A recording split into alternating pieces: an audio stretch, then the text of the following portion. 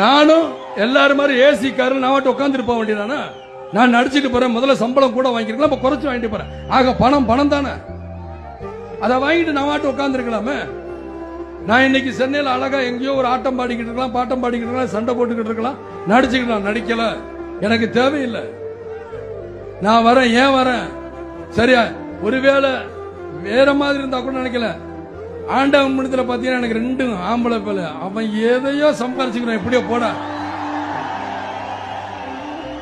என்ன கேட்டாங்க, என்னப்பா நீ மாநாடு நடத்துறியே, உன்னை ஏதாவது பண்ணுவாங்களே அப்படின்னு. என்ன மிஞ்சி மிஞ்சி என்ன சார், வருமானத்துறையில தானே பயமுறுத்த முடியும், வேற எதுலையும் என்னை பயமுறுத்த முடியாது. அந்த வருமானத்திலேயே நான் வீடு வித்து தான் நான் இந்த மாநாடு நடத்துறேன் தவிர, மீதி நேரம் என்னை மிரட்டணும்னா நான் வேட்டியை மடிச்சு கட்டிட்டு இறங்குவேங்கிறது அவங்களுக்கு தெரியாது.